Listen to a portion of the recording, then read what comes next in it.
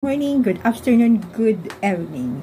So, mayroon nga ngayong bago balita, mga palangga. Unahin muna natin yung AAT. Mayroon akong video na nakikita ngayon na parang Aldab story.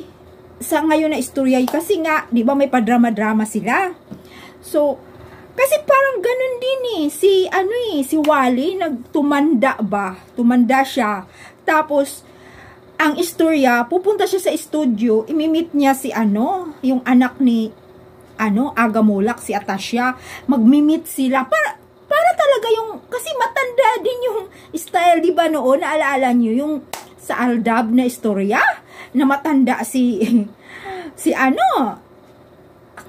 Wally, si Wally or si Alan, basta, hindi ko alam, kasi hindi ko naman sinubaybayan, si Alan ba yun o si Wally?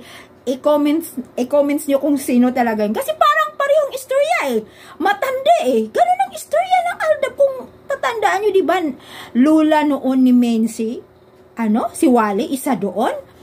Tapos, ito, nakakatawa. Sabi kong ganun, parang pareho, diba? Nagulat ako. So, alam nyo yan, mga palangga, talagang,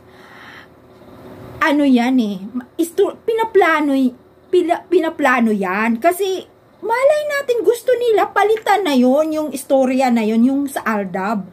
Baguhin nila ngayon. Siyempre, nagaano sila kung sisikat or pumatok din sa takilya. Hindi ang Aldab, hindi na yun maibalik pa kasi pinagtagpo talaga yun. Ay naku, kasi biro nyo, ilang years sila ni Maine na nagkikita pala noon, tapos may picture sila, ang tagal nila, tapos yun pala, may nakatago na picture nilang dalawa, kung hindi yung kaibigan ni Maine, hindi alam din ni Alden na, ayan, mayroon silang picture, di ba ang tagal noon? Tapos nagkita sila ulit, yun, kasi nga, ang Diyos talaga ay mabuti. O di ba pinagtagpo? So parang ginaya nila ngayon, baka naman magiging patok. Yun ang istorya. So ito ngayon, nakatapos lang ang balita sa chika ni Boy Abunda.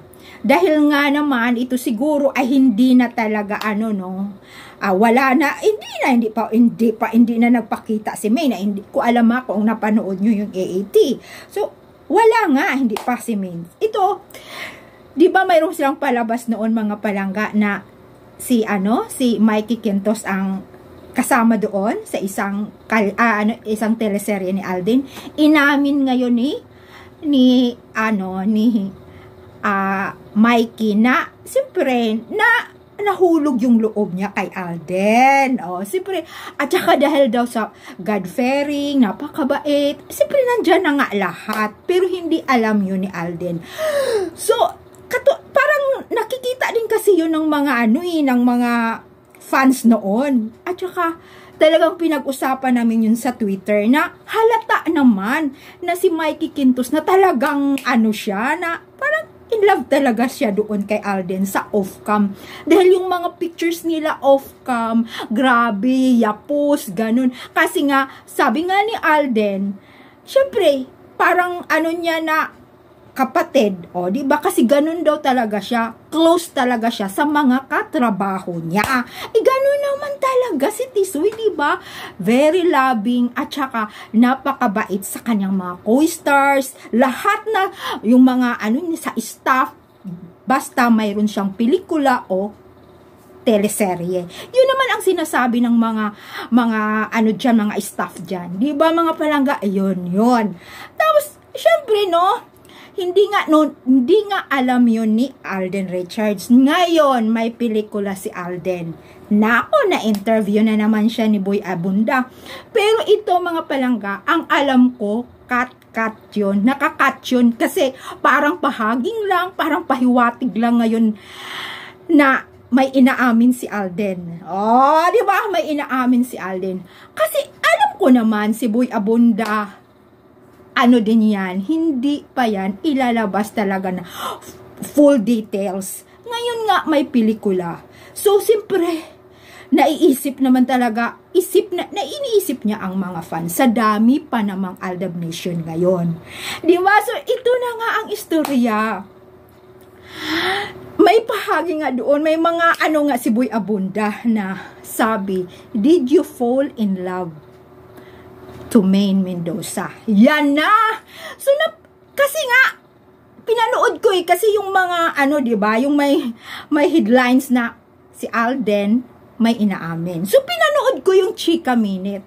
So, pagpanood ko, so, yes or no lang naman ang i-answer doon. Did you fall in love kay Maine Mendoza? Pero, may paano doon, ano, na, yung mga, simpre, yung noon da, kunyari, noon sa kanyang, ano, ka-love team. Oh, ka-love team.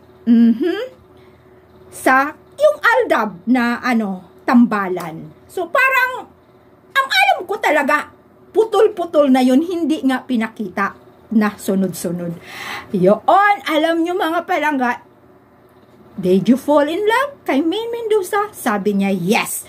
May nagsigawan na sa backstage. Oh, alam niyo yan, live yun eh. Pero alam niyo mga palangga, oo nga, wala pang mga sarswilistas. Talaga namang, ano talaga, katotohanan pa yan. Dumating nga itong mga sarswilistas na pinaghiwalay sila, so wala ngang aminan.